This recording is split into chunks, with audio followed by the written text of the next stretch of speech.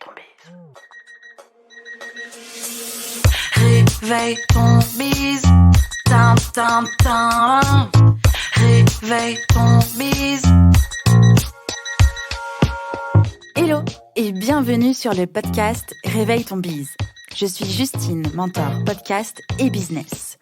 J'aide les entrepreneurs à développer un business qui leur ressemble grâce au Human Design et sans prospection grâce au podcast.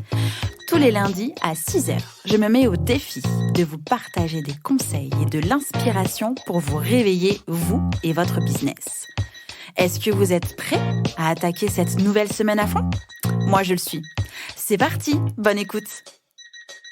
Hello et bienvenue dans ce nouvel épisode de Réveille ton bise. Le challenge continue, je suis toujours au taquet et le sujet du jour est comment surmonter les montagnes russes entrepreneuriales. L'entrepreneuriat n'est pas un long fleuve tranquille. Si c'était pas encore su de votre côté, c'est la breaking news du jour. C'est plutôt une aventure teintée de haut et de bas, aussi grisante que stressante. Qui ne s'est pas déjà retrouvé dans cette situation ? Genre, je me lève le matin, prêt et prête à tout dégommer et faire de mon entreprise un empire solide et d'arriver quelques heures plus tard en PLS ou son bureau, en boule, en train de se demander pourquoi on est en train de s'affliger ça. C'est pourquoi, pour durer sur le long terme et surtout ne pas tout laisser tomber, c'est important et nécessaire de s'équiper pour faire face à ces montagnes russes entrepreneuriales. Au menu de cet épisode, nous verrons que vous pouvez muscler votre mindset pour vous aider et faire face aux montagnes russes entrepreneuriales, que de se faire accompagner pour traverser les montagnes russes entrepreneuriales, ça peut être hyper puissant. Et enfin, je vous partagerai 6 citations inspirantes qui m'accompagnent moi-même au quotidien pour garder le cap en cas de secousse. Allez, c'est parti. Commençons par la possibilité de muscler votre mindset pour faire face aux montagnes russes entrepreneuriales. Peu importe votre stade d'avancement ou votre ancienneté, chaque entrepreneur et entrepreneuse rencontre ces fameuses montagnes russes. Voici 3 axes à travailler pour muscler votre mindset et y faire face. Le premier axe à travailler, c'est d'être clair sur votre destination. C'est vraiment la première étape pour arriver à un endroit plus sain et de savoir où est-ce que vous avez envie d'aller. C'est-à-dire revoir ou approfondir votre pourquoi, la mission de votre entreprise et votre vision pour pouvoir vous y reporter à chaque fois que nécessaire, surtout en cas de doute. Le deuxième axe à travailler, c'est de hacker votre esprit et de continuer de le nourrir. Votre cerveau est un muscle qui peut et doit être entraîné. Vous contrôlez ce que vous pensez et pouvez nourrir votre esprit d'un contenu fort qui va pouvoir vous mettre au défi. Nourrissez la motivation, l'inspiration et l'éducation de votre esprit par le biais de vidéos, d'audio ou de livres qui correspondent à votre niveau de croissance. Utilisez le moment où vous vous réveillez pour méditer, vous centrer, vous concentrer et vous dire tout ce que vous allez accomplir. Et le troisième axe, c'est de changer de point de vue sur la situation. Ce point est en lien avec le point précédent. Un bon moyen de calmer son mental est de pouvoir changer de point de vue sur la situation que vous rencontrez ou alors pensez même rencontrer. On parle ici de flexibilité mentale. Si on reprend la situation citée en exemple dans l'introduction, ce changement de mood peut être expliqué par une pensée automatique liée à une croyance irréaliste que tu peux identifier et flexibiliser avec un coach, une coach. Aussi, ta perception de ta réalité sur le moment T n'a rien à voir avec ta réalité. D'autres facteurs externes à toi peuvent justifier ce ralentissement et ce mood pas ouf, tout en gardant en tête ta propre responsabilité, évidemment. Et ce n'est pas tout. Vous pouvez aller encore plus loin grâce à d'autres conseils et astuces, comme par exemple lire, regarder ou écouter quelque chose de positif tous les jours. Prenez votre pilule de positivisme ou des petites doses de contenu qui vous inspirent. Nourrissez votre esprit d'éléments positifs et vous vous sentirez en contrôle.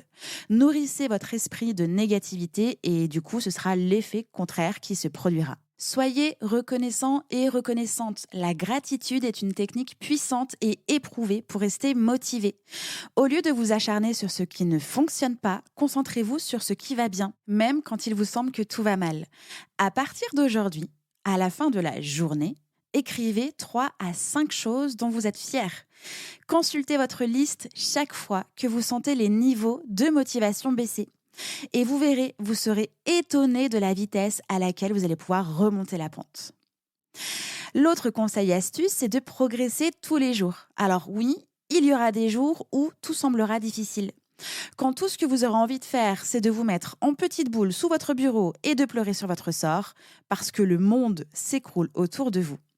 Mais je vous encourage de ne pas abandonner et de continuer d'avancer un petit pas à la fois. Demandez-vous, qu'est-ce que vous pouvez faire maintenant pour changer votre situation ? Une fois ce petit pas d'effectué, eh bien, vous en ressortirez grandi. Évidemment, sortez de votre bureau, sortez dehors, fermez l'ordi, la tablette, le portable, changez d'air. C'est essentiel pour votre santé physique et mentale. Allez à l'extérieur, pratiquez un passe-temps, marchez, courez, faites du yoga, bref, rencontrez des vrais gens dans la vraie vie. Votre cerveau et votre corps vous en remercieront. Et puis, osez. Et pourquoi pas en faisant un challenge. La motivation se nourrit de motivation. Osez de temps en temps faire monter votre adrénaline et osez prendre des risques. Ne laissez pas cette petite voix dans votre tête vous retenir et vous ralentir. Vous serez étonné de voir comment vous allez vous sentir quand vous arrêterez de traîner les pieds, de rester dans votre jus bien chaud et que vous oserez passer à l'action. Évidemment, vous pouvez vous faire accompagner pour traverser les montagnes russes entrepreneuriales. Je suis profondément convaincue que nous n'utilisons qu'une infime partie de notre potentiel dans notre vie pro, mais aussi dans notre vie perso. Et ceci pour de multiples raisons qui sont souvent liées à notre éducation, à nos peurs, à nos croyances limitantes, à notre entourage, etc. Décider de se faire accompagner par une coach, une mentor ou une thérapeute, c'est un premier pas vers le développement de votre potentiel qui ne demande donc qu'à s'exprimer. C'est aussi prendre soin de soi et de sa santé mentale. C'est vital donc. Pour aller plus loin sur le sujet, vous pouvez lire ou écouter l'épisode 26 que j'ai enregistré, se faire accompagner par une coach business. Et aussi l'épisode 11 du podcast Entrepreneur Crossing de chez Caroline, où elle m'a interviewée sur l'importance de se faire accompagner pour être une meilleure personne pour soi et pour les autres.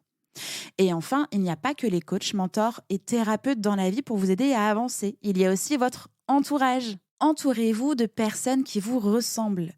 Quel type de gens vous entourent ? Comprennent-ils votre travail ? Sentent-ils votre passion ? Peuvent-ils vous donner de la rétroaction et un appui ? Entourez-vous de gens qui comprennent ce que ça signifie d'être un entrepreneur et une entrepreneuse, de personnes avec qui vous pouvez communiquer très souvent et qui comprennent votre réalité. Gardez en tête que vous êtes la moyenne des 5 personnes qui vous entourent. Plusieurs études démontrent que l'entourage influence à 95% nos prises de décision, nos actions et par conséquent nos réussites, mais pas que.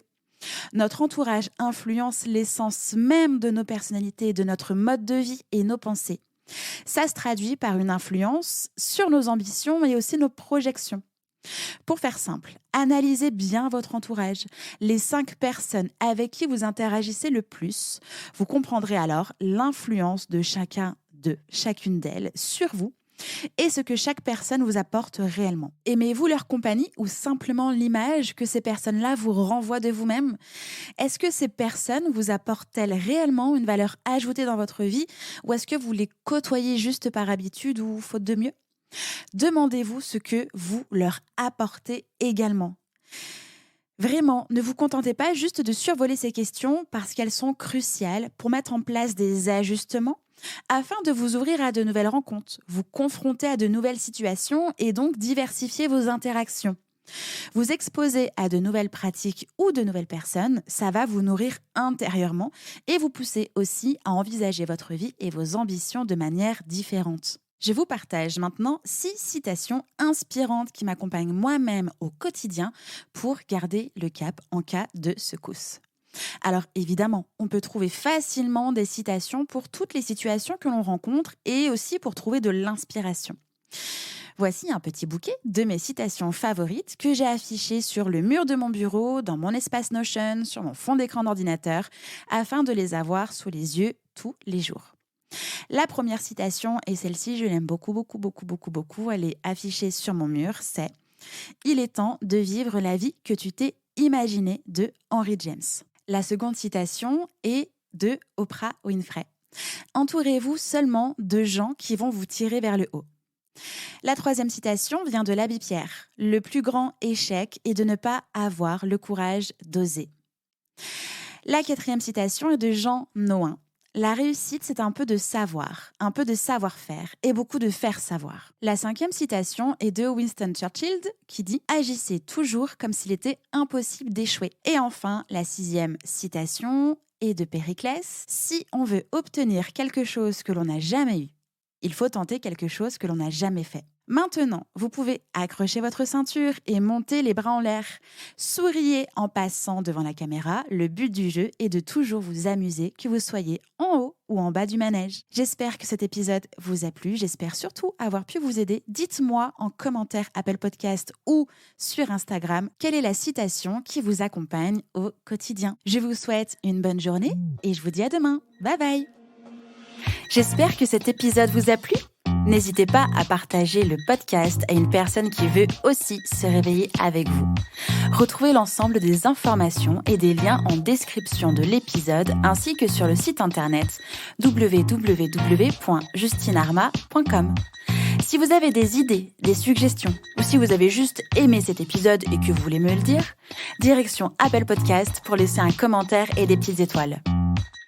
Vous pouvez aussi me laisser des petits mots sur Instagram au nom de Justine-Arma avec 2 A ou par mail à l'adresse hello@justinarma.com. N'oubliez pas de vous abonner à Réveille ton bise sur votre plateforme d'écoute préférée pour ne pas louper votre réveil. On se retrouve lundi prochain, 6h, pour un nouvel épisode. Bonne semaine. Ciao!